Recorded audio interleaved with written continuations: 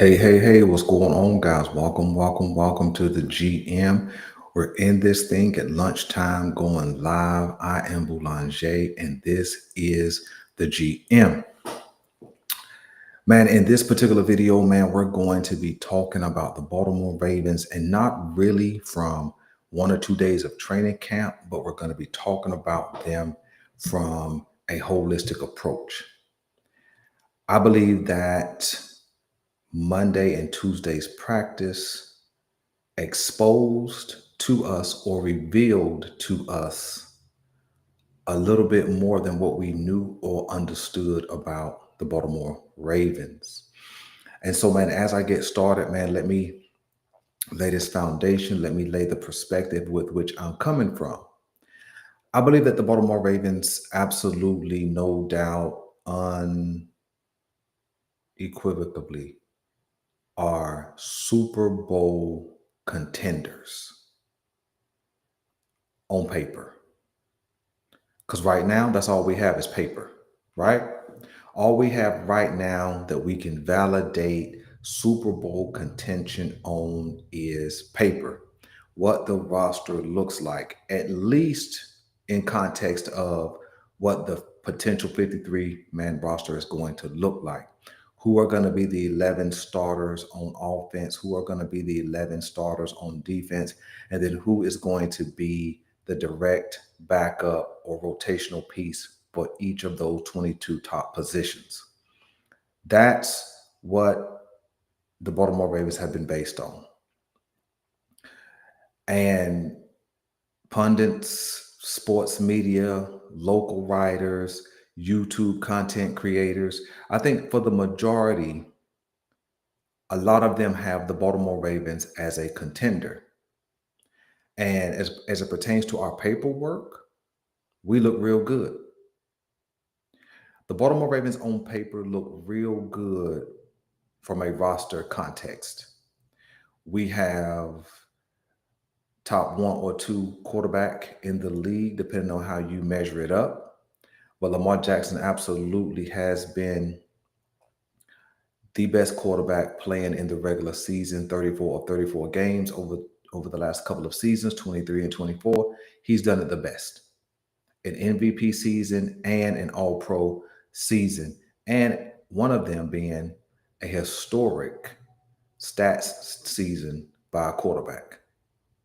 So absolutely, we getting it done there. Our running back room is stacked. We have the legend Derrick Henry, and we have some really good supplemental rotational pieces. We have Justice Hill, kind of a do-it-all. We have Keaton Mitchell, elite speed and elusiveness. Our tight end room took a big hit a couple of weeks ago with the loss of Isaiah Likely.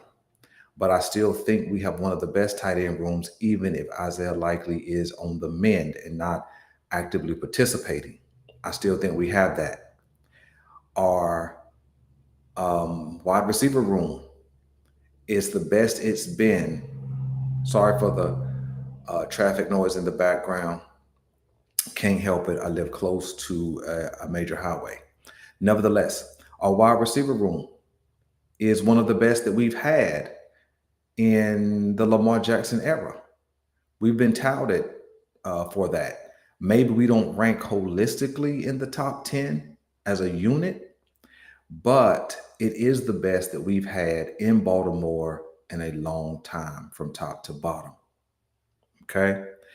Our defense, full of Pro Bowlers, superstar potentials, and high wage earners, right? Our edge rush room is deep. It maybe doesn't have the most notable names at the top of the edge rush rotation, but it's deep. Our linebacker room is packed with young talent and a veteran leader in Roquan Smith, who is identified as one of the top 2 or 3 linebackers in the whole league. Our secondary is led by safety Kyle Hamilton, who has been identified numerous occasions to be the best safety in the league. Have a young guy in Malachi Starks who has been showing up repeatedly, making plays, defending the pass, and just showing elite range throughout this training camp and also in the preseason of training camp. I guess that would be the mini camps. Yeah, that's what it would be called. Our cornerback room is loaded. Pro Bowler in Marlon Humphrey, former Pro Bowler with Jair Alexander, a young up and coming talent like Nate Wiggins, who I talked about earlier in a video. A lot of potential, all the athleticism you want in a cornerback, he has it. And then you got good depth with Awuzie, and no matter what you feel about Armour Davis, Zach Orr says he's the smartest cornerback on the roster. Don't know what that means necessarily, but that's what Zach Orr is reported to have said. And so, roster wise, on paper wise, we're straight, right? And the reason why I say, according to the thumbnail, according to the title, that the Baltimore Ravens have been oversold, it's kind of like a hot stock, right? If you guys are into stocks or crypto, you guys will understand that term, oversold. Sometimes a stock or a cryptocurrency will just get bought. It's the hot new one, just got released, or it's making a run, and you want to get it while the getting's good, right? And at some point it loses its steam because it's been oversold. And then money will begin to flood out of that particular investment and go into other areas. And the Baltimore Ravens are kind of like that right now. Because of our because of our off-season work as it pertains to putting together a roster with the notable names, the big name additions like DeAndre Hopkins and Alexander, and then last year Derrick Henry and Mark Andrews potentially, having a bounce back season off of what happened in the playoffs, and just all the top end talent that we have, right? A lot of people began to buy the Ravens. Even dudes and dudettes who didn't even like the Ravens began to buy the Ravens and their stock. But these two practices tells me that we've been oversold. Belanger, what do you mean? Well, let me get into a few things. Let me get into a few of the camp notables, and then I'll explain what I mean about being oversold. So, rookie Mike Green dominates the offensive line for the Indianapolis Colts. That's stock up, right? Mike Green, and those who have watched him, says that yesterday's practice, he could have potentially had 3 sacks on 3 straight plays. That's getting it done. And Mike Green has been noted for being explosive and being a guy who wants to do his work early, meaning he gets off the ball, he wants to get into the backfield, he wants to close the deal early on. And I have that kind of appreciation for Mike Green. And also he's shown well against the run. And so my hope is that he'll be able to put all of that on full display tomorrow night, because I'm sure he's going to get some run. Also, Charlie Kolar, a guy who is in his 4th season, a guy who came in with the potential superstar, Isaiah Likely. He has filled in nicely, and we knew that he would. I don't think it's a surprise that Charlie Kolar has performed well as it pertains to stepping into that number 2 spot, as Isaiah Likely has gone to have surgery and then will be out about 6 weeks. And so we'd already seen Charlie Kolar perform well. We'd already seen Charlie Kolar in games, live game action where him and Lamar Jackson have hooked up. And we've seen the big down play ability. We've seen him be able to shake loose. A 6'6", 245-pound frame, is a mismatch, especially for a guy who can run. I don't know his speed element at this point, but I do know that with his size, his frame, his catch radius, he does have the potential to do well. And I think that he will. And I think that's part of the reason why there is no real reason to rush Isaiah Likely back. When Isaiah Likely steps back onto a practice field, he needs to be 100%. or as close to 100% as you can be post surgery, right? Let's get back to some more camp news. So shout out to Mike Green and Charlie Kolar for handling their business. All right. So more camp news is the Baltimore Ravens offense struggles early in practice and also struggled in the 2-minute drill. Now, the 2-minute drill is something that in live game action, the Baltimore Ravens offense had succeeded in. There's been many, many times where I talked about the Baltimore Ravens probably should speed up the offense just a little bit. And this is concerning because we've also seen, because we've also seen some reports and some commentary that the Baltimore Ravens had struggled in practice in the red zone, that the Baltimore Ravens had struggled with some inconsistency in the flow of a practice, being able to move the ball down the field, all those kind of things. And then, of course, the second notable item I have listed here is Lamar Jackson picked off by a rookie 7th-round pick, Hunter Worrell, however you pronounce that name. And the interception is not really a concern, but how the interception happened is the concern. But let me deal with the offense and the 2-minute struggles, and then I'll deal with the Lamar Jackson interception. What we've seen from this offense with some consistency reported throughout training camp is that they're still struggling with penalties, which you saw some of that yesterday in 11 on 11. They're still struggling with penalties, negating big plays, things of that nature. And we understand that being undisciplined was one of the things that held them back last season, basically the entire season. They got better and then they would get worse. And then even after the bye week, they came out and still committed a lot of penalties. So to come into this off season, that should have been the focus. That should have been the mindset. And so either there's an element of dumb, okay, either there's an element of dumb existing along that Baltimore Ravens offensive line, or they're lazy. Because there is no way at this point, knowing that offensive penalties, especially those false starts and hold-ins and things of that nature, have the potential to negate drives, which we're understanding is happening in practice. There's no reason to still be seeing a lot of that, enough for it to be reported at this point.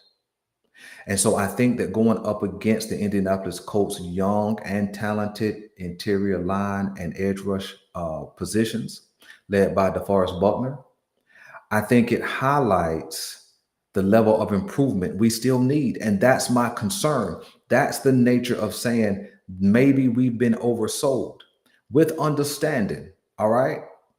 With understanding that there is no perfect practices and there are no perfect performances because of the human element.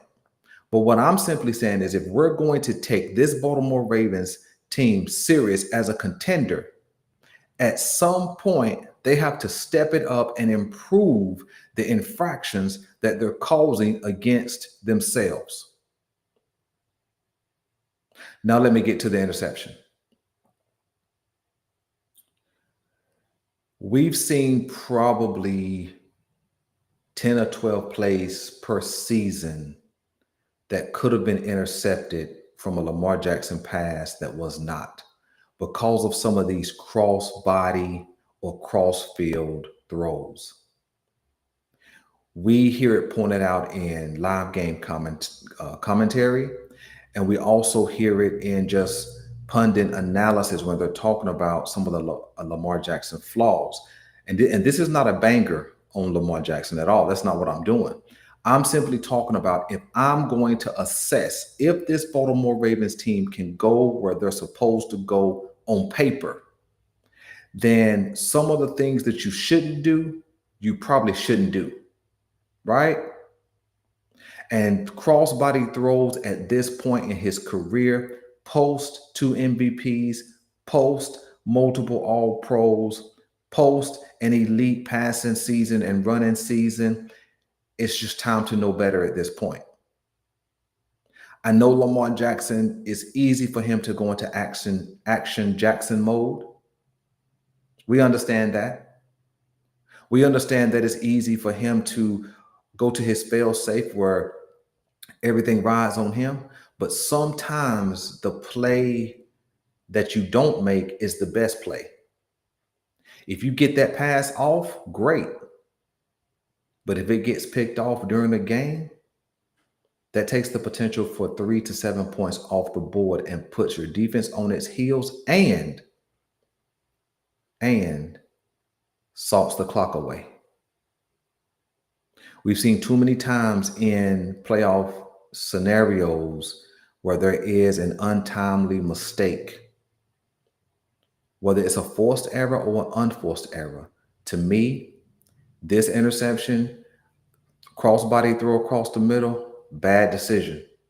If there's nothing shaking, throw it away. And I know you guys may be feeling like I'm making too big of a deal off of a combo practice where they're competing against other competition. But at some point, the Baltimore Ravens have to have that switch where they flip it on and it stays on. What switch? The domination switch. There is no reason, absolutely no reason, that the Indianapolis Colts should have had any real type of competition for the Baltimore Ravens on yesterday.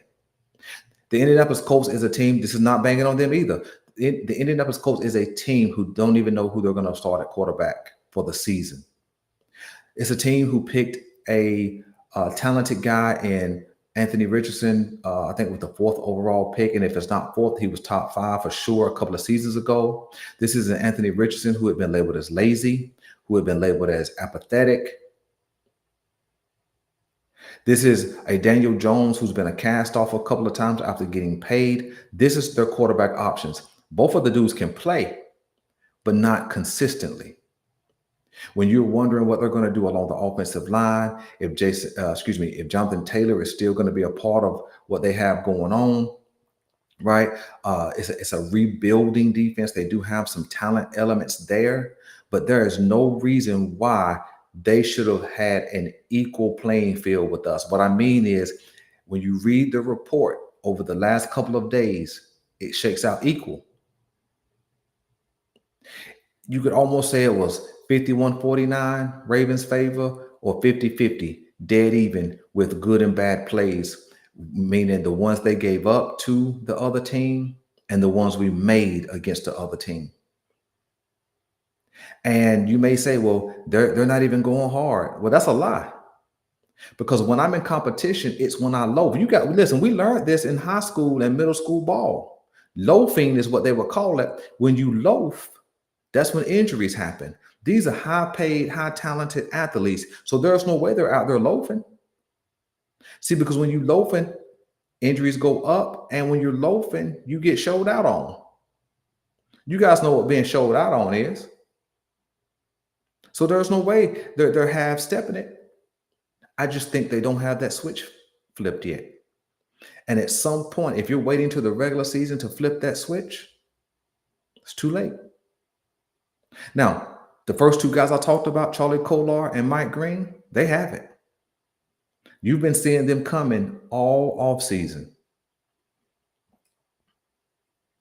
And when Isaiah Likely went down, Charlie Kolar stepped right into his spot and balled.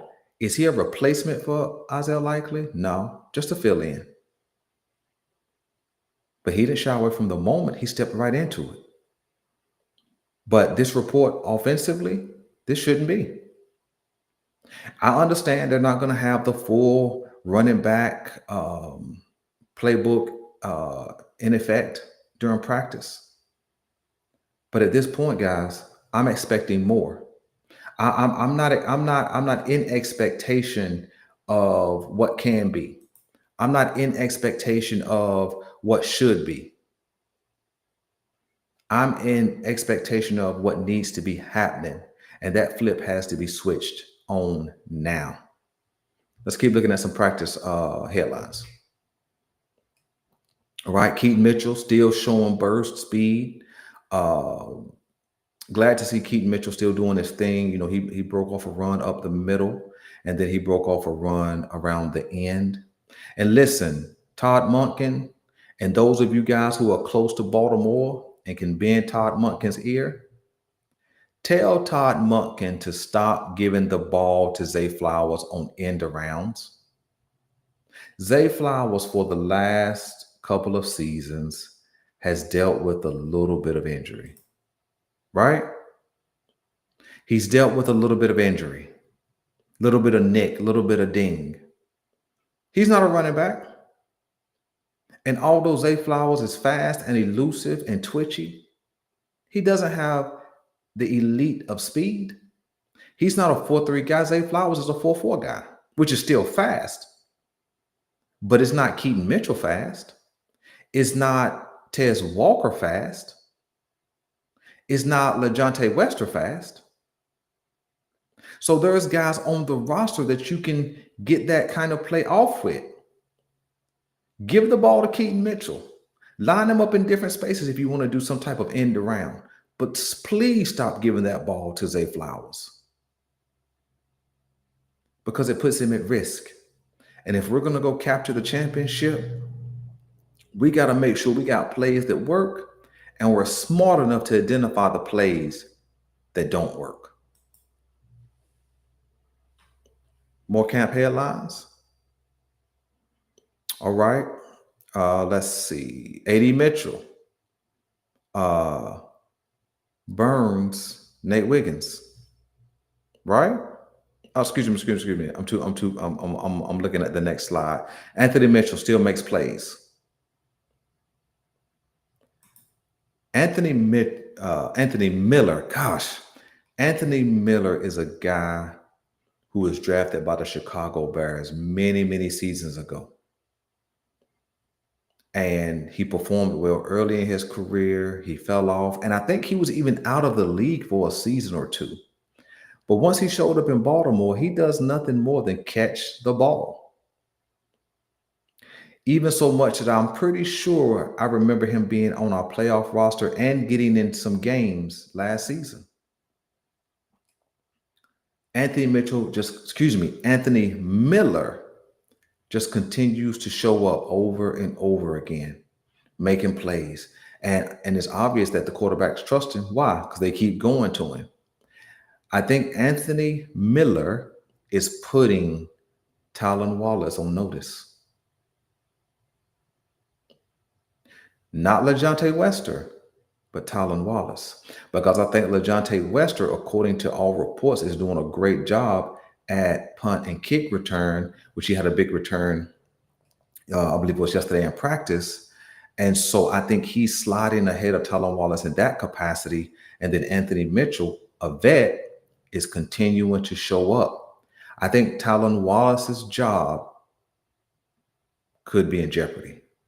So shout out to Anthony Mitchell, man, for keep making plays, keep getting his name out there, keep getting that recognition. All right. Trent Simpson performs well in some coverage scenarios. So shout out to Trent Simpson. We need that. We absolutely need that. That Tyler Warren is one of the best tight ends drafted in this past season. Good speed, good hands, big target. So for Trent Simpson to show up in that type of coverage, shout out to Trent Simpson. Now we need to parlay that into some preseason performances and carry that momentum into the regular season. Okay, let's see what we got next. Rookie kicker, Tyler Loop, still balling, still banging out the kicks. I think he went for six for six again, which means if I'm remembering correctly, he was 100% over the last couple of days in practice. And I think I read a report that he's kicking at roughly 94% accuracy. And he's had some consistent longs of 56. I think he had 2 56-yarders, and I think he had a 60-yarder over the last couple of days. So Tyler Loop, man, is doing his thing. I think we're going to need him. And I think that maybe moving on from the UDFA, Worland, I think that that may have given him even more of a boost, more of a vote of confidence, because he's done nothing more than bang him out over the last couple of practices, man. So shout out to Tyler Luke for handling his business. AD Mitchell was that next headline that I had up here, and that's when he torches all of the Ravens cornerbacks. And I'm gonna speak about that with some depth here in a second. And I think that's the last headline. Yeah, that's the last headline I have. And there are some other notable names from practice. You know, the interior line defensively did some good things. There was a report that the Baltimore Ravens offensive line held up well against the Colts defensive line, although, you know, they did get some plays off. Let me see who else did some things that I can remember. Zay Flowers caught a couple of big passes. Let me see. DeAndre Hopkins had a drop. Again, Malachi Starks performed well. And so now let's get to the part where I say oversold, back to that part of the conversation.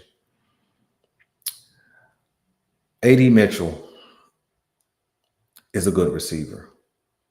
In fact, a receiver that I would have been okay with the Baltimore Ravens taking in the second round last year. But he didn't have a good season. He's not coming off a standout season. He's not coming off 50 catches and 600 yards. He's not coming off 70 catches and 1,000 yards, right, as some of his contemporaries. I think he had 30 catches or less last season. And of course, that could be due to poor quarterback play. But when you read the reports from practice, he gave work to every Baltimore Ravens cornerback who covered him. That would be Wiggins, who I think he beat deep for like 50 yards. That would include Alexander in one-on-one competition. I suppose that would include Humphrey. I suppose that would include Awuzie. And so, is he that good? Did he just have a good day? Or does this just speak to what I'm saying about the Baltimore Ravens, is that that flip isn't switched yet, right? Because it's not like the guys throwing him the ball are elite with accuracy. We know who Daniel Jones is and what he is not. We know what Anthony Richardson is, or Richards is, and what he is not.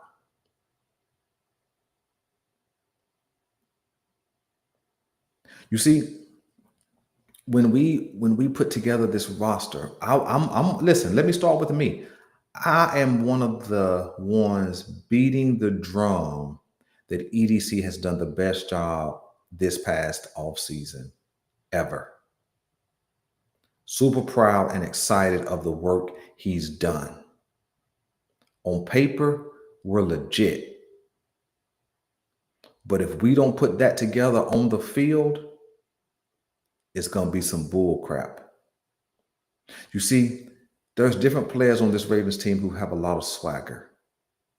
But swagger alone ain't going to be enough. It's not going to be enough this year. It's not. And this was an opportunity with starters. That's the key that I'm trying to get to. With the starters, it wasn't just the rookies that they brought in, second-year players, and UDFAs. No, these were starters in competition that was getting work. And it wasn't just Adonai Mitchell. He just got the notoriety because he's one of the bigger names from this Colts team. Just like Jonathan Taylor, the report is that he was getting off early on in practice against the Baltimore Ravens interior defensive line. I understand that they buckled up and tightened up later on in practice. But what I'm saying is, why didn't we come out? See, if we can buckle up late, why wouldn't we like that early? You see, I understand this is just practice. I understand this is just off-season work. I understand this is just training camp. But this is where we build habits. You guys know what I'm saying is true. This is where we build habits. And when we practice bad habits, We're going to play with bad habits. Just like we were BSing last year with all the penalties, that's because some of those were not corrected in the practices in training camp last season, early on in the season, and it carried all the way through that entire season. We have bad habits right now. We have bad habits right now, and we keep practicing them into effect. We keep replicating, excuse me, I hit the mic. We keep replicating bad habits, which then produces bad play. Am I saying the Baltimore Ravens is a bad team or are a bad team? No, ma'am. No, sir. But what I'm saying is, I am not in the business this season with excuses. This is not the first year of Todd offensively. This is not the first year of Todd Monken's integration of a new offense, where I understood in 2023 it's going to take 4 to 6 games for them to discover who they are and how things work together. This is not 2024 where they were trying to integrate and figure out what to do with a Derrick Henry. This is 2025 where we've had some playoff success and some playoff scars. This is 2025 where the Baltimore Ravens have the best roster, top 44, not doing 53, but top 44 is one of the best in the entire league. I'm not in the business of hearing those excuses. I'm not in the business of just placating. I'm not in the business of making things sound cheery if they out there BSing. And coming out over the last 2 days and letting the Indianapolis Colts play them equal is BS. Unless you think the Colts are that great and the Ravens are a lesser version of what we believe them to be. See, I'm talking and I'm gonna talk this way all off season. I'm gonna talk this way all season. See, now I'm gearing up. I see this is who I was when I first started making content. And now that I'm finding my rhythm once again, I'm finding my time to talk about the Ravens and really pay attention. This is what it's gonna be. See, if you come over here and you think it's going to be cheery and trying to get some sponsorships, that's not who I am. If the Baltimore Ravens are balling and handling their business, I'll talk about it. If they own some bull I'll talk about that as well. It's no, it's an old school saying. It's no future in fronting. Now, someone that hold it. If you ain't over 35 years old, you have no clue what that means. Oh, I know a couple of content creators who are at least 35 or older get that. But if you ain't over 35, maybe even 40, you have no clue what that means. But it ain't there's no time for fronting. The Baltimore Ravens need to flip the switch and have a level of aggression and have a focus to dominate. You see, the narrative, and I'm gonna close. Give me 5 minutes. It's like 5 preacher minutes. 5 preacher minutes is more like 15, 20, but I'm gonna do 5 to 10 real minutes. Why am I putting real stock into the practices and outcomes? Why would I do that? You see, I've always been told and taught, you're not who you are in front of the lights. You are who you are when nobody's looking. And when it's not Sunday night football, Thursday night football, prime time, this or that, who are you? And that's what I'm asking the Ravens in practice, in preparation. Who are they? Who are they?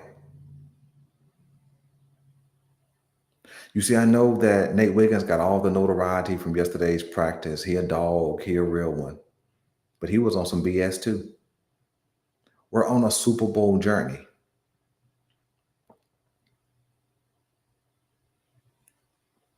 We're on a Super Bowl journey. And that kind of behavior, that kind of reaction gets you beat because that says you're more focused on moments than the journey.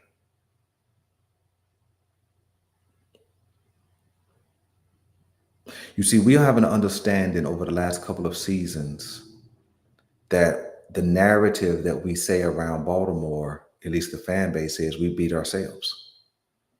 Ain't that what's been said? We beat ourselves? Well, this is how you beat yourself. You start throwing hands when you're a starting when you're a starting cornerback. You let the young rookie dominate you. Excuse me, second year player. You let the young second year player dominate every cornerback that he faces off against. It doesn't matter to me whether it's 1-on-1 competition, 7-on-7, or 11-on-11. He still dominated.